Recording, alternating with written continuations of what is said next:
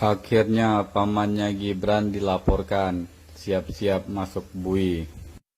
Dalam laporan kami, Yang Mulia, yang menjadi hakim terlapor kami fokuskan kepada satu, yaitu Ketua Mahkamah Konstitusi Anwar Usman.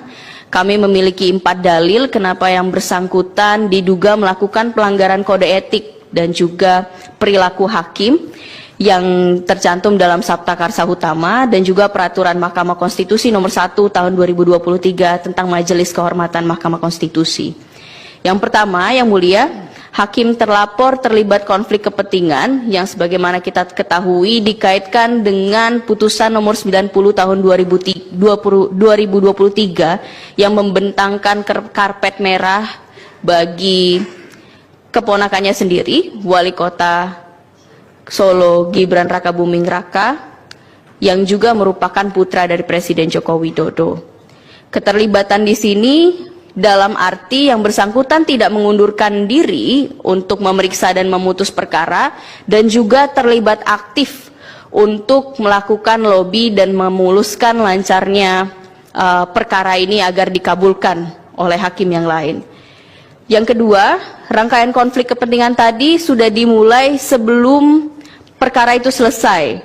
Sebab kami menemukan bukti bahwa yang bersangkutan berkomentar tentang substansi putusan, terutama putusan nomor 90 ketika mengisi di suatu kuliah umum di Semarang. Yang ketiga adalah dalam kapasitasnya sebagai Ketua Mahkamah Konstitusi, hakim terlapor tidak menjalankan fungsi kepemimpinannya atau judicial leadership secara optimal dan juga tidak menjalankan dan menegakkan hukum acara pemeriksaan Mahkamah Konstitusi secara fair sebagaimana mestinya.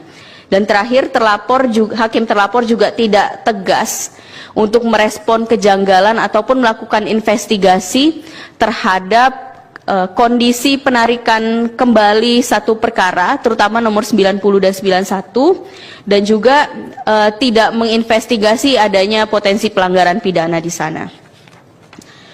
Untuk poin yang pertama, Yang Mulia, berkenaan dengan konflik kepentingan, di sini kami mendalilkan hakim terlapor melanggar prinsip independensi, prinsip ketidakberpihakan, dan juga prinsip integritas.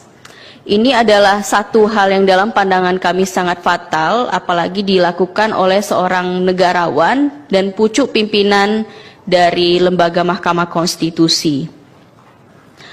Apa yang dilakukan oleh yang bersangkutan tidak hanya berupa melanggengkan satu abusive judicial review atau menggunakan cara-cara yang konstitusional melalui pengujian undang-undang untuk mengabulkan satu kepentingan kelompok tertentu, terutama yang terkait dengan hubungan kekeluarganya sendiri, tetapi juga yang bersangkutan menerima adanya constitutional court capture atau penundukan terhadap Mahkamah Konstitusi yang menjadikan Mahkamah Konstitusi sebagai satu alat politik yang bisa digunakan oleh kekuasaan untuk menggolkan kepentingan tertentu.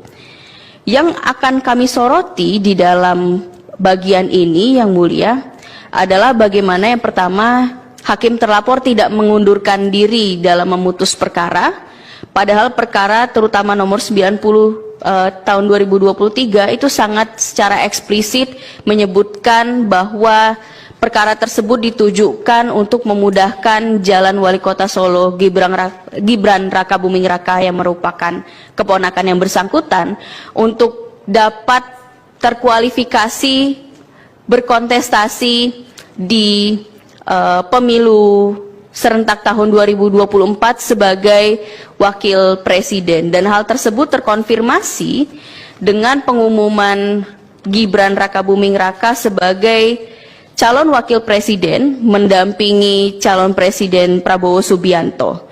Di sini kami lampirkan alat bukti P17. Lalu yang kedua, Yang Mulia, berdasarkan investigasi yang dilakukan oleh majalah Tempo per tanggal 22 Oktober 2023, khususnya artikel berjudul Bagaimana Anwar Usman Mengatur Putusan Mahkamah Konstitusi, di sini bisa terlihat peran yang dilakukan secara strategis dan aktif untuk berupaya untuk mengabulkan permohonan pada perkara AKO, bukannya malah melakukan judicial restraint, tetapi yang bersangkutan turut aktif untuk melobi hakim-hakim yang lain agar putusan tersebut dikabulkan. Kemudian yang ketiga, secara sukarela menyambut intervensi atau influence dari kekuasaan lain.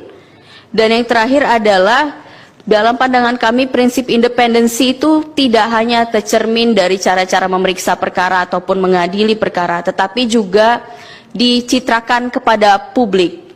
Dan yang bersangkutan gagal melakukan hal tersebut dan membuat publik bertanya-tanya berkenaan dengan objektivitas dan juga independensi dan imparsialitas hakim pasca putusan ini dikeluarkan.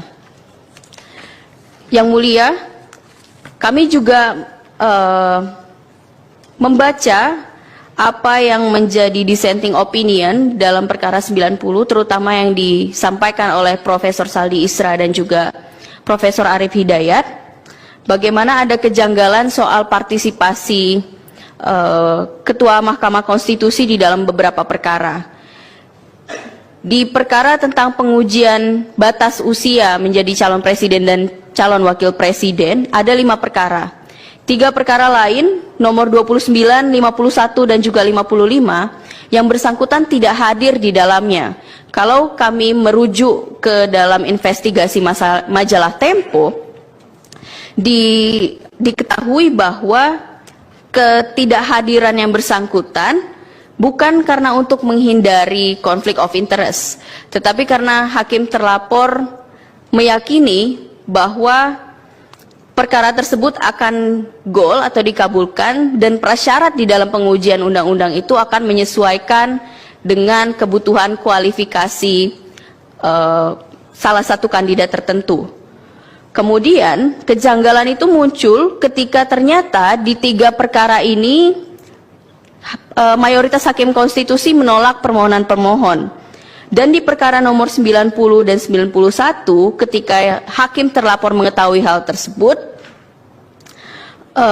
secara mendadak tanpa dijadwalkan di rapat permusyawaratan hakim secara mendadak rapat permusyawaratan hakim dijadwalkan untuk kemudian membahas putusan nomor 90 dan juga 91 yang kemudian menghasilkan satu privilege tertentu untuk keponakan yang bersangkutan. Ini kami sampaikan di dalil di halaman 9 dan juga di halaman 10 yang mulia. Kemudian praktik seperti ini, apalagi yang bersangkutan aktif sekali untuk melakukan lobbying dengan hakim-hakim yang lain, malah menempatkan yang bersangkutan menggelar karpet merah untuk politik dinasti. Berkaitan dengan politik dinasti ini, kami mengutip salinan buku yang mulia Profesor Jimli Sidiki tentang oligarki dan totalitarianisme baru, yang mana politik dinasti itu harus ditentang, dan kami mengagumi Profesor Jimli telah menuliskan hal tersebut karena akan menghasilkan atau melahirkan gelombang baru oligarki dan juga totalitarianisme yang tentu mengancam demokrasi dan juga supremasi konstitusi. Dalam hal ini, yang mulia, akibat